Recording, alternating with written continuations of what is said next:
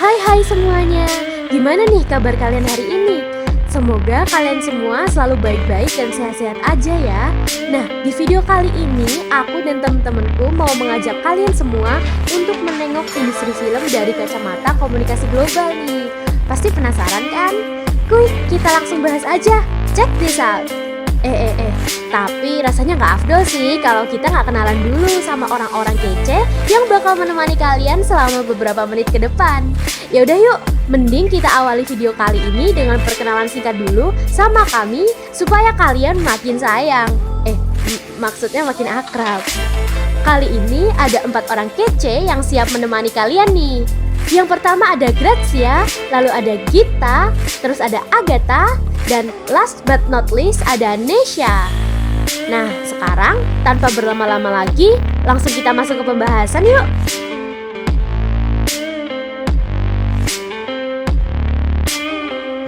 Bagaimana industri film dapat menjadi salah satu penanda dari komunikasi global? Untuk menjawab pertanyaan ini, kita harus mengetahui terlebih dahulu pengertian dari komunikasi global, atau dalam bahasa Inggris disebut dengan istilah global communication.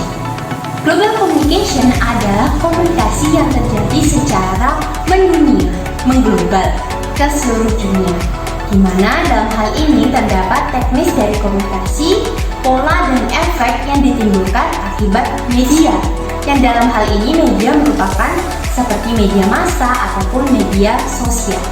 Nah, media sosial ini bisa berarti Instagram, Twitter, dan lain-lain, sedangkan media massa bisa termasuk dengan televisi, koran, dan sebagainya.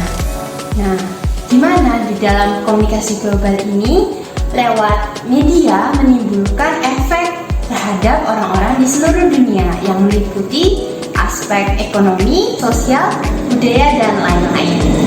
Untuk dapat menjelaskan pernyataan ini, kami menyuguhkan contoh kasus, yang mana contoh kasusnya adalah munculnya industri drama Korea yang saat ini makin booming. Nah, salah satu drama Korea adalah drama yang berjudul Startup, di mana drama ini menceritakan tentang perjuangan 3 orang anak muda dalam membangun bisnis startup atau perusahaan yang berbasis teknologi.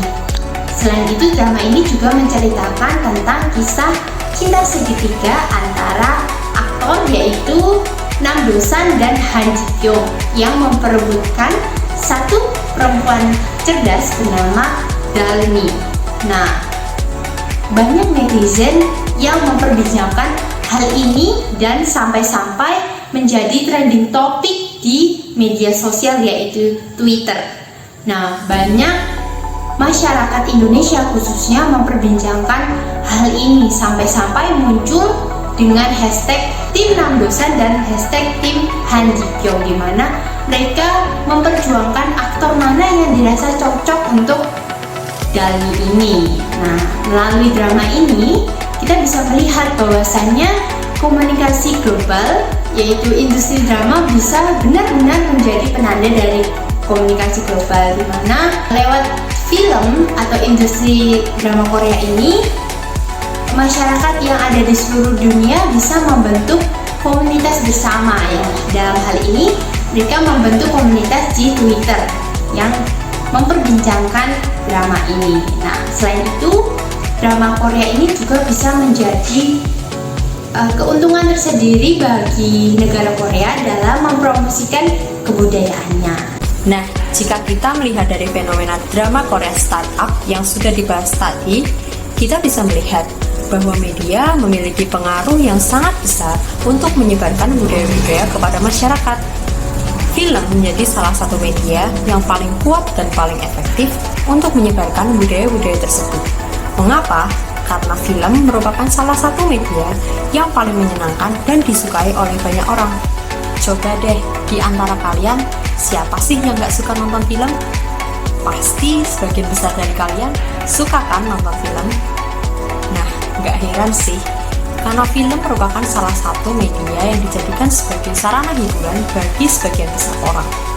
Selain karena aktivitas ini tidak membutuhkan biaya yang besar, film juga cukup ampuh dalam mengusir rasa stres, sehingga tidak heran banyak orang menggemari aktivitas menonton film. Maka dari itu, seringkali kita tidak menyadari bahwa ketika kita sedang menonton film, budaya-budaya yang direpresentasikan melalui film kita konsumsi dengan senang hati. Lebih lanjut lagi, hal tersebut sesuai dengan teori ECT atau Electronic Colonialism Theory dari Thomas McPhail. Electronic Colonialism adalah teori yang melihat bagaimana perkembangan kolonialisme dari dulu hingga sekarang yang menyebabkan adanya ketergantungan. Kalau dulu kolonialisme itu dilakukan melalui militer, penyebaran agama, dan perdagangan, saat ini kolonialisme tetap masih dapat kita lihat, yakni melalui elektronik. Maksudnya apa sih? Maksudnya adalah mengacu kepada ketergantungan informasi dan teknologi. Lalu, apa hubungannya dengan film? Electronic colonialism memiliki tujuan untuk mempengaruhi sikap, keinginan, kepercayaan, gaya hidup, perilaku konsumsi, dan mengontrol pikiran dari audiensnya. Melalui apa? Yaitu melalui budaya-budaya yang mereka tampilkan di dalam media. Jadi, media itu memiliki kekuatan yang besar untuk mengontrol dunia lewat budaya-budaya yang mereka tampilkan. Nah, di sini juga artinya media mampu mendorong terjadinya komunikasi berskala global di antara para audiensnya. Nah, hal ini kemudian dapat kita kaitkan dengan kasus drama Korea yang sudah sempat kita bahas tadi. Drama Korea telah menjadi salah satu jenis dari industri film yang mampu mengkolonialisasi dunia. Jalan ceritanya yang menarik dan sulit ditebak, tema-tema yang anti-mainstream, sampai dengan jajaran aktor-aktrisnya yang begitu rupawan, menjadi alasan mengapa drama Korea mampu membius jutaan atau bahkan lebih dari jutaan orang di dunia. Nah, tidak hanya membius saja, tetapi drama Korea ini juga mampu mendorong timbulnya komunikasi secara global di antara orang-orang yang menyukai drama Korea dari seluruh dunia melalui platform-platform media sosial yang ada. Dari drama Korea, banyak sekali budaya-budaya masyarakat Korea yang ditampilkan. Nah, budaya-budaya tersebut kemudian akan mempengaruhi sikap, keinginan, keyakinan, gaya hidup, perilaku konsumsi, dan mengontrol pikiran audiens yang menontonnya. Misalnya saja, setelah orang menonton drama Korea, akhirnya banyak orang yang kemudian ikut-ikutan bicara dalam bahasa Korea. Atau contoh-contoh lainnya seperti makan dengan menggunakan sumpit, kemudian kebiasaan untuk minum soju, berpakaian dengan cara orang-orang Korea, dan masih banyak lagi. Nah, itulah contoh dari bagaimana drama Korea mampu mengkolonialisasi dan kemudian mempengaruhi gaya hidup, perilaku, dan pikiran dari audiens-audiensnya. Dan ini artinya, kolonialisasi telah membuat film mampu menjadi pembuka gerbang komunikasi global di seluruh dunia, sesuai dengan teori ECT, Electronic Colonialism Theory. Selanjutnya, keinginan-keinginan yang timbul akibat menonton drama Korea merupakan contoh dari bagaimana film menjadi sarana dari advertising diplomasi. Nah, apa itu advertising diplomasi? Advertising diplomasi artinya adalah iklan merupakan suatu sarana untuk merepresentasikan dan mempromosikan sebuah negara. Dan dalam hal ini, film menjadi salah satu wadah bagi terciptanya advertising diplomasi tersebut. Kita kembali lagi melihat kasus drama Korea yang tadi. Nah, drama Korea itu tidak hanya sekedar menyajikan jalan cerita yang menarik saja, tetapi di dalamnya banyak sekali budaya, produk, kuliner, tempat wisata, dan lain sebagainya, di mana hal itu adalah representasi dari negara Korea. Seperti yang kita tahu, drama Korea itu terkenal dengan menyajikan visual yang bagus dan menawan, sehingga mampu menarik perhatian dari audiensnya. Nah, dari sini kita lihat bahwa drama Korea mengiklankan negara Korea. Hal ini bisa jadi memang sudah merupakan strategi dari negara Korea Selatan itu sendiri. Korea Selatan sangat mengoptimalkan industri hiburannya untuk dapat mempromosikan budaya dan negara Korea. Kemudian seperti yang kita tahu, iklan itu memiliki sifat persuasif atau berusaha untuk mempengaruhi. Nah, dari budaya-budaya, produk-produk, kuliner, tempat wisata, dan lain sebagainya yang telah diiklankan melalui drama Korea, hal tersebut dapat menarik minat dari audiens sehingga terciptalah yang namanya konsumerisme. Bagi negara pemroduksinya, yaitu dalam kasus ini adalah negara Korea Selatan, hal ini merupakan hal yang bagus bagi mereka. Karena apa? Karena konsumerisme akan mendatangkan pendapatan atau keuntungan bagi mereka di samping dari pendistribusian drama Korea itu sendiri. Istilahnya, sekali dayung, 2-3 pulau terlampaui.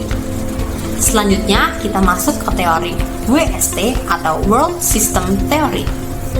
Kami juga akan menghubungkan fenomena ini dengan salah satu teori yang telah kami pelajari di mata kuliah komunikasi dan globalisasi, yaitu teori World System Theory, di mana World System Theory ini adalah kondisi ketidakmerataan perekonomian yang ditimbulkan akibat komunikasi global, di mana muncul negara dengan sebutan core, semi periferi, dan negara periferi, di mana negara core ini adalah negara produsen atau negara yang memproduksi hasil karya. Mereka merupakan negara yang dasar untuk akhirnya produk tersebut disebarkan atau disalurkan ke negara-negara, yaitu negara semi periferi dan periferi. Nah, bila dikaitkan dengan fenomena ini, berarti drama Korea ini kan merupakan hasil produk dari negara Korea. Oleh karena itu, negara Korea bisa dikatakan sebagai negara core, sedangkan masyarakat dari Indonesia yang merupakan fans yang membicarakan hal ini dapat diartikan sebagai negara periferi atau semi periferi. Sehingga lewat hal ini sebenarnya timbul ketidakmerataan antara negara Indonesia dan negara Korea, karena secara tidak langsung negara Korea ini mengontrol minat dari negara Indonesia untuk menyukai drama Korea.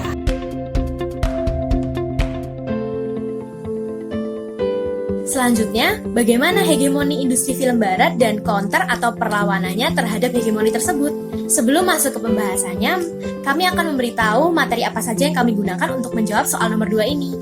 Yang pertama ada electronic colonialism, lalu ada NWICO yang menyebabkan lunturnya batas sistem komunikasi, budaya komunikasi, dan juga hukum komunikasi. Lalu ada flaw in communication flow market, bagian market dominance, dan juga ada concentration. Di sini penjelasannya adalah industrialisasi membuat konsentrasi bidang komunikasi terbentuk melalui oligopoli dan monopoli. Di sini kita dapat ketahui bahwa film barat mendominasi pasar dunia. Ini dikutip dari McBride dan Abel tahun 1980 halaman 104. Lalu oligopoli sendiri itu adalah persaingan tidak sempurna karena hanya beberapa produsen saja yang memiliki banyak pembeli. Ini dikutip dari studiobelajar.com tahun 2020. Lalu monopoli adalah keadaan di mana perusahaan memegang kuasa penuh atas suatu produk tertentu sehingga hasil yang diraih sangat maksimal. Ini juga dikutip dari Sareta tahun 2020. Selanjutnya, materi yang kami gunakan adalah Dominance in Communication Contents bagian alienasi budaya. Nah, sekarang kita akan masuk ke penjelasannya. Dominasi yang dilakukan oleh negara barat pada industri film adalah mereka terus-menerus menjadi nominasi pada Piala Oscar. Negara di luar negara barat sama sekali tidak pernah menempati nominasi dalam Piala Oscar. Dan di sini, hegemoni di sini berarti usaha untuk membentuk pengaruh baik secara moral maupun intelektual untuk membentuk sikap masyarakat. Di sini film barat telah berhasil menghegemoni masyarakat dunia dengan menjadikan selera satu dunia menjadi sama atau homogen. Nah, dengan selera masyarakat dunia yang homogen ini, kita dapat menghubungkannya dengan materi electronic colonialism. Pada materi electronic colonialism, budaya suatu negara dapat menjadi selera bagi negara-negara lain di dunia, sehingga selera di berbagai belahan dunia menjadi homogen, seperti kasus yang kami kutip dari theconversation.com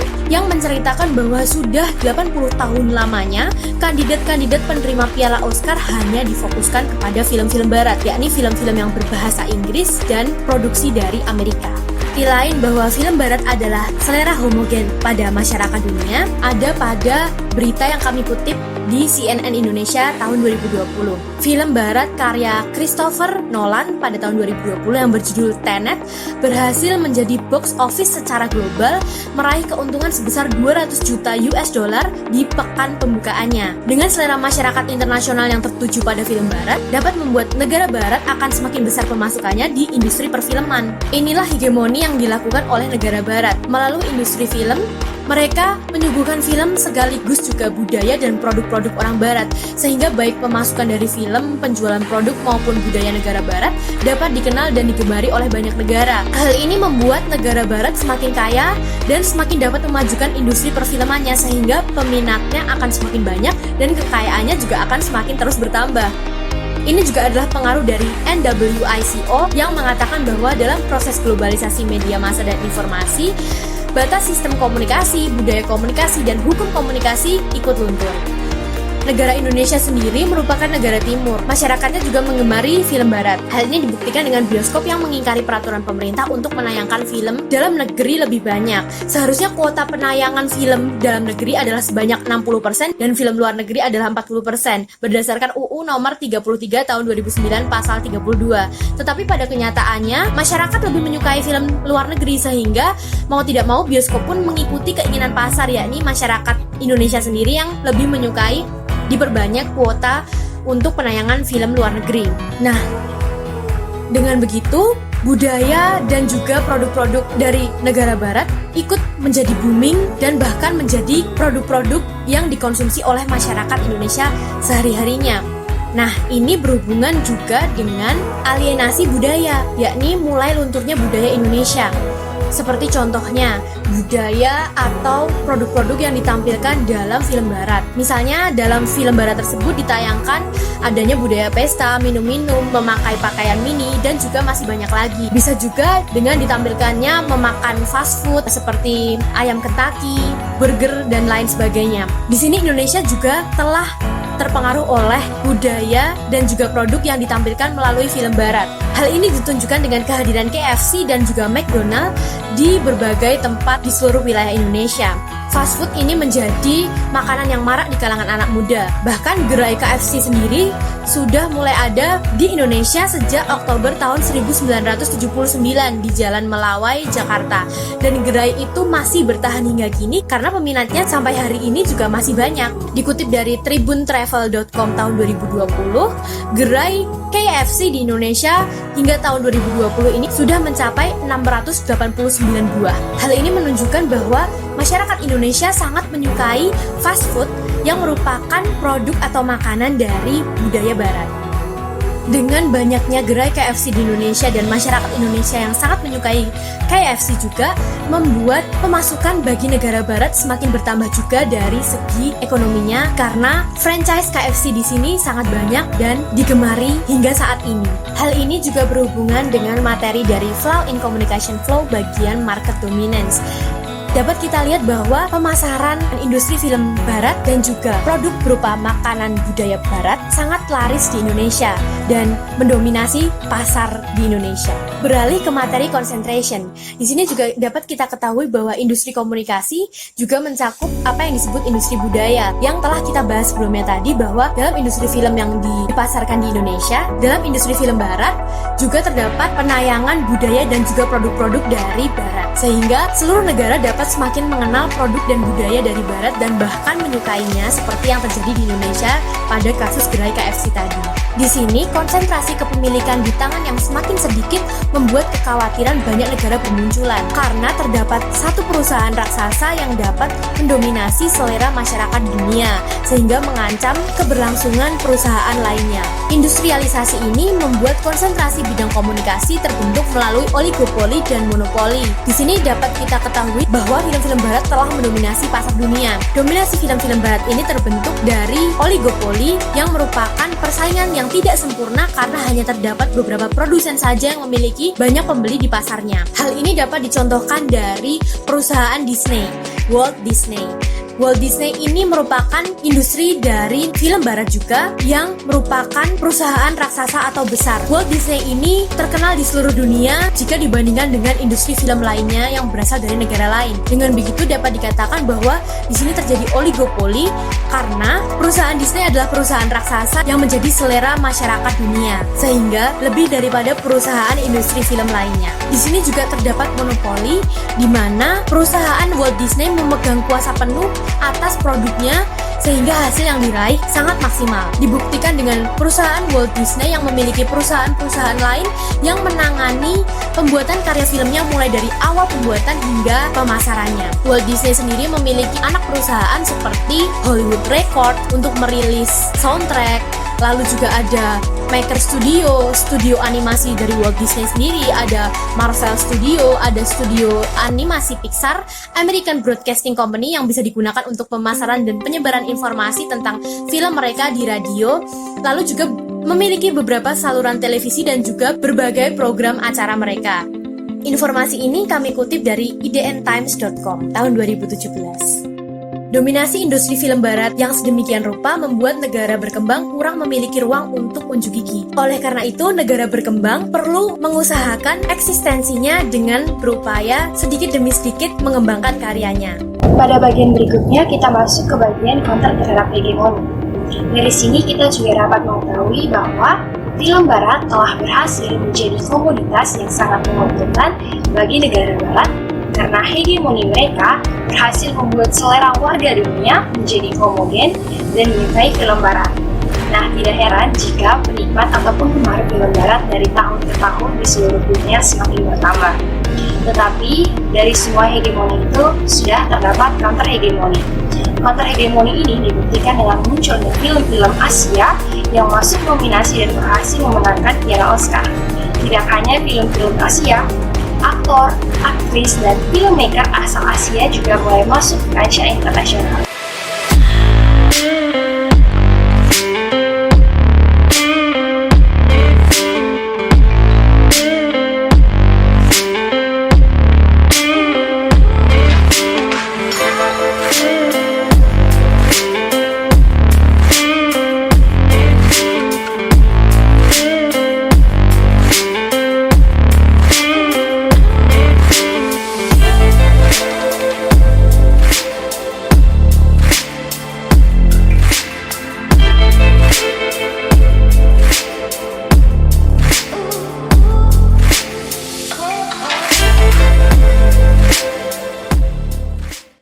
Seperti yang sudah saya jelaskan tadi, mulai bermunculannya film-film Asia yang berhasil masuk nominasi bahkan memenangkan piala Oscar, mulai muncul film yang bisa masuk piala Oscar, dimulai dengan film Parasit asal Korea dan juga film Marinasi Membunuh 4 Babak asal Indonesia.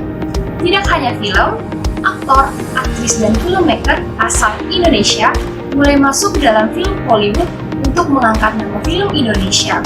Salah satu film karya Molly yang sukses dan menjadi nominasi Oscar 2019 dengan kategori bahasa asing adalah Marina, Si Pembunuh 4 Babak.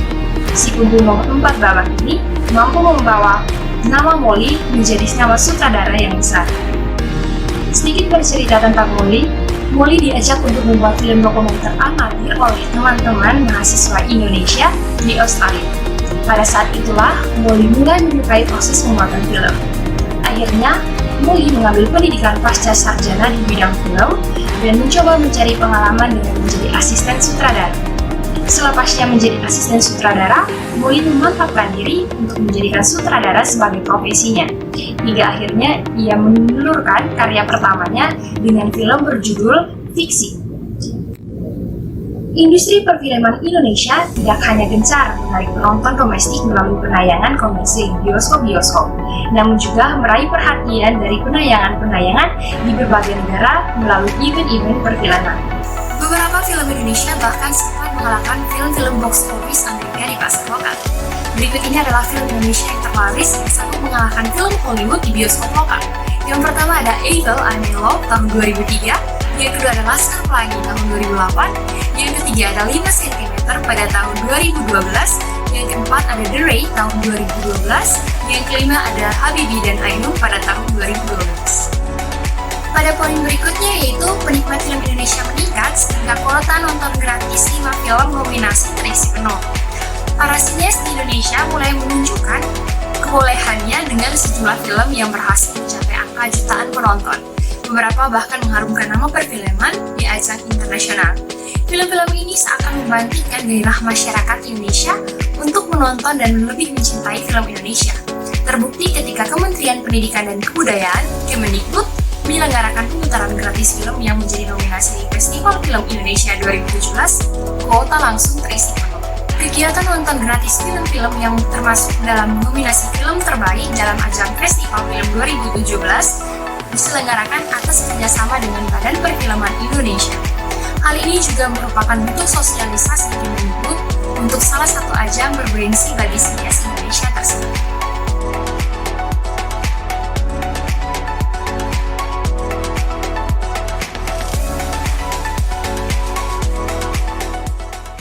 Nah, gimana nih pembahasan soal industri film dan komunikasi global kali ini?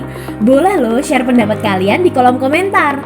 Semoga pembahasan ini bisa bermanfaat buat kalian semua ya. Dan jangan lupa untuk selalu mencintai dan mendukung industri film dalam negeri supaya kita nggak tergempur dengan film-film asing. Thank you yang udah menyempatkan waktunya untuk menonton video kami. Goodbye and see you!